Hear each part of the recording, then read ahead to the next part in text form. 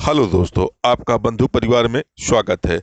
आज हम लोग 12 अप्रैल 2023 से संबंधित महत्वपूर्ण करंट अफेयर को देखेंगे, जो आने वाले आपके प्रत्येक एग्जाम के लिए होंगे अति महत्वपूर्ण। आइए आज का पहला क्वेश्चन देखते हैं। किस भारतीय अमेरिकी गणितज्ञ को सांख्यिकी में 2023 का अंतर्राष्ट्रीय बुक पुरस्कार प्रदान किया गया है?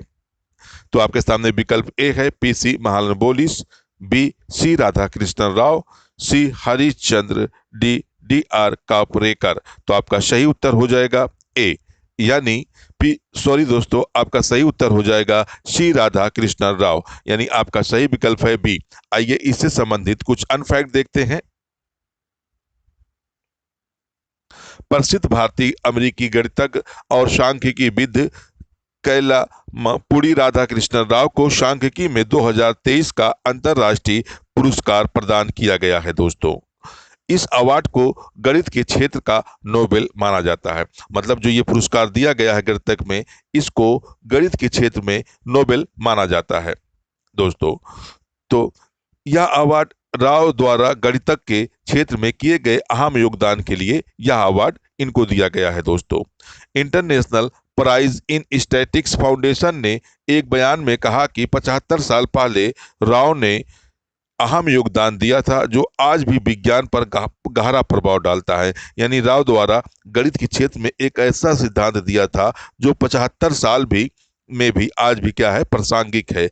उन्होंने यह अवार्ड इस जुलाई में कनाडा में होने वाले द्विवार्षिक अंतर्राष्ट्रीय सांख्यिकी संस्थान विश्व सांख्यिकी कांग्रेस में प्रदान किया जाएगा। यानी इसी वर्ष कनाडा में एक सम्मेलन किया जाएगा जिसमें इनको यह अवार्ड प्रदान किया जाएगा। आइए अगला क्वेश्चन देखते हैं दोस्तों।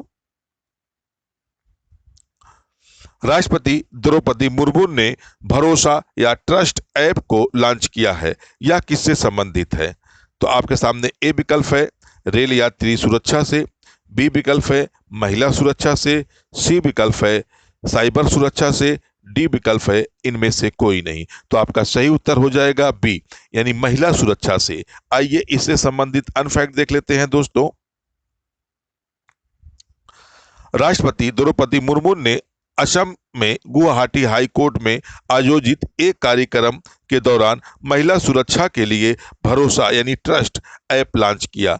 यानी यह कहा लॉन्च किया, असम के गुवाहाटी हाई कोर्ट में राष्ट्रपति द्रौपदी मुर्मू ने महिलाओं की सुरक्षा के लिए एक ऐप लॉन्च किया है, जिसका नाम क्या है दोस्तों? भरोसा ट्रस्ट। संकट की स्थिति में महिलाएं इस ऐप का उपयोग करके जियो लोकेशन, यानी ये क्या होगा, जो जियो लोकेशन है उसके माध्यम के इमरजेंसी कांटेक्ट नंबरों पर SOS मैसेज भेज सकती हैं। यानी महिलाओं की अगर किसी विकट परिस्थिति में होती हैं तो जियो लोकेशन पर जाकर वह एक SMS इमरजेंसी कांटेक्ट नंबरों पर SOS मैसेज भेज सकती हैं। साथ ही फोन साथ ही दोस्तों साथ ही फोन से कर कॉल भी कर सकती हैं। इस ऐप के उपयोग के लिए इंटरनेट कनेक्टिविटी की अनिवार्यता नहीं है। मतलब खास बात इसमें यह है दोस्तों कि इसमें इंटरनेट की कनेक्टिविटी के लिए अनिवार्य नहीं किया गया है। मतलब सादे मोबाइल से भी अगर आपके पास इंटरनेट नहीं है तब भी आप इस ऐप के माध्यम से आप अपने मैसेज को भेज सकते हैं। भारत के मुख्य न्यायाधीश ने असम के लिए ई सेवा केंद्र, यानी जो आज CBI भारत के मुख्य न्यायाधीश हैं, असम के लिए ई सेवा केंद्र वेबसाइट पर 2 ऐप अनावरण किया, यानी लॉन्च किया है। 2 ऐप भी इनके द्वारा लॉन्च किया गया है। आइए अगला क्वेश्चन देखते हैं दोस्तों। हाल ही में जारी टाइगर सेंस के अनुसार भारत में वर्ष 2022 तक बाघों की आबादी बढ़कर कितनी हो गई है? आपके सामने ए विकल्प है 3167, बी विकल्प है 3100, सी विकल्प है 3267, डी विकल्प है 3334। तो आपका सही उत्तर हो जाएगा ए, यानी 3167। हाल ही में टाइगर सेंस के द्वारा जारी रिपोर्ट के में ये बताया गया है दोस्तों कि भारत में बाघों की जो संख्या है इसमें बढ़ोतरी देखी गई है। यानी 22 तक का भारत में कुल बाघों की संख्या 3167 हो गई है। आइए इससे रिलेटेड कुछ अनफैक्ट देखते हैं। भारत में वर्ष 2022 तक बाघों की आबादी बढ़कर 3167 हो गई है। यानी 22 तक बाघों की जो आबादी है भारत में वह कितनी हो गई है? 3167 हो गई है, जो पिछली बार किए गए आंकड़े से 200 अधिक है। यानी जो इससे पहले सर्वे हुआ था उस सर्वे से यह कितनी संख्या अधिक है? 200 संख्या बाघों की अधिक पाई गई है। प्रधानमंत्री नरेंद्र मोदी भारत की बाघ गणना के 5वें चक्र के आंकड़े, यानी ये जो आंकड़े जारी किए गए वह भारतीय प्रधानमंत्री नरेंद्र मोदी द्वारा जारी किए गए।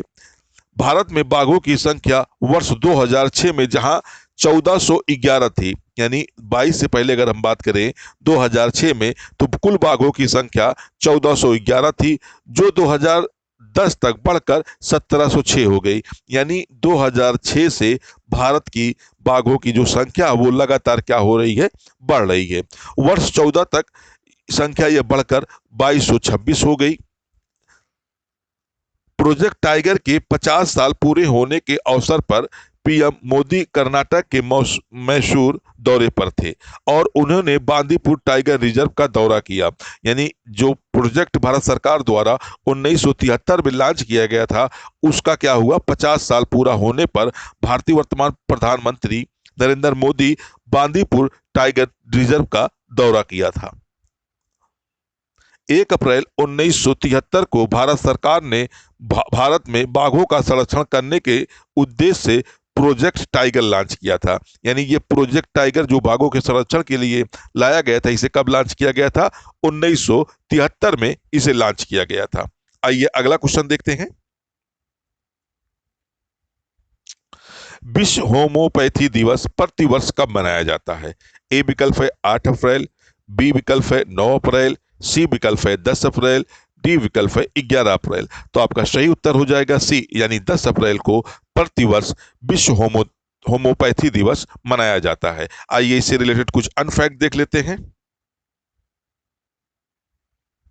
दुनिया भर में 10 अप्रैल को विश्व होम्योपैथी दिवस मनाया जाता है। यानी यह विश्व होम्योपैथी जो है 10 अप्रैल को पूरे विश्व में मनाया जाता है। यह दिवस डॉक्टर सैमुअल हैनीमैन, यानी यह जो दिवस मनाया जाता है डॉक्टर सैमुअल हैनीमैन के जयंती के अवसर पर मनाया जाता है, जिन्हें होम्योपैथी का संस्थापक माना जाता है। यानी जो होम्योपैथी का विकास हुआ था या जनक जिसे माना जाता है वो कौन है? सैमुअल हैनीमैन को होम्योपैथी का जनक माना जाता है। दोस्तों, प्रतिवर्ष विश्व होम्योपैथी दिवस एक थीम के साथ मनाया जाता है। इस वर्ष का थीम है एक स्वास्थ्य एक परिवार। यानी एक स्वास्थ्य हो और एक परिवार हो। पूरे विश्व में स्वास्थ्य का संकल्प किया गया और इसी का नारा है एक स्वास्थ्य एक परिवार। भारत के आयुष मंत्रालय के तहत central counselling for research and in homeopathy विश्व होम्योपैथी दिवस के अवसर पर एक वैज्ञानिक सम्मेलन का आयोजन कर रहा है। यानी जो विश्व होम्योपैथी दिवस मनाया जा रहा है, भारत के आयुष मंत्रालय द्वारा एक वैज्ञानिक सम्मेलन का आयोजन किया गया है। दोस्तों, आइए अगला फैक्ट देखते हैं, अगला क्वेश्चन देखते हैं हम लोग। किस राज्य ने हाल ही में महात्मा ज्योतिबा फूले की जयंती को सार्वजनिक अवकाश के रूप में घोषित किया है? ए हिमाचल प्रदेश, बी हरियाणा, सी असम, डी राजस्थान। तो आपका सही उत्तर हो जाएगा डी राजस्थान। यानी हाल ही में राजस्थान के मुख्यमंत्री अशोक गहलोत ने 11 अप्रैल को महात्मा ज्योतिबा फूले की जयंती को सार्वजनिक अवकाश घोषित कर दिया है। आइए इससे रिलेटेड कुछ अनफैक्ट देखते हैं। दोस्तों, राजस्थान के मुख्यमंत्री अशोक गहलोत ने हाल ही में समाज सुधारक महात्मा ज्योतिबा फूले की जयंती को सार्वजनिक अवकाश के रूप में घोषित कर दिया है। महात्मा ज्योतिबा फूले की जयंती प्रतिवर्ष 11 अप्रैल को मनाई जाती है। यानी अब राजस्थान में प्रति 11 अप्रैल को सार्वजनिक अवकाश रहेगा, क्योंकि वहां की सरकार द्वारा महात्मा ज्योतिबा फूले की जो जयंती 11 अप्रैल को मनाई जाती थी, इस दिन सार्वजनिक अवकाश की घोषणा की है। अभी तक राज्य में महात्मा ज्योतिबा फूले जयंती पर ऐच्छिक अवकाश दिया जाता था, मतलब जिसकी मर्जी चाहे तो अवकाश ले सकता था। लेकिन अब क्या है, इस वर्ष से राजस्थान सरकार ने महात्मा ज्योतिबा फूले की जो जयंती थी उसे सार्वजनिक अवकाश के रूप में घोषित कर दिया है। तो ज्योतिबा गोविंद राव फूले एक भारतीय सामाजिक कार्यकर्ता थे जिनका जन्म 11 अप्रैल 1927 को हुआ था। यानी जो महात्मा ज्योतिबा फूले थे, इनका जन्म 1827 में हुआ था और इनकी मृत्यु जो है 28 नवंबर 1890 को हो गई थी। यानी इनकी पैदाइश जहां 1827 में हुई थी और इनकी डेथ जो है 1890 में हो गई थी दोस्तों। तो आपका दोस्तों हमारा वीडियो कैसा लगा आप हमें कमेंट बॉक्स में बताएं। और दोस्तों आप हमारे चैनल को ज़्यादा से ज़्यादा शेयर करें, सब्सक्राइब करें और सर बेल आइकन को दबाना बिल्कुल ना भूलें, जिससे कि मेरा जितना भी वीडियो इस चैनल पे लोड हो इसका नोटिफिकेशन सबसे पहले आपको मिले। तो फिर कल मिलते हैं दोस्तों कुछ नए विशेषज्ञों के साथ, कुछ अति महत्वपूर्ण नए करंट अफेयर के साथ। तो जब तक लिए धन्यवाद दोस्तों।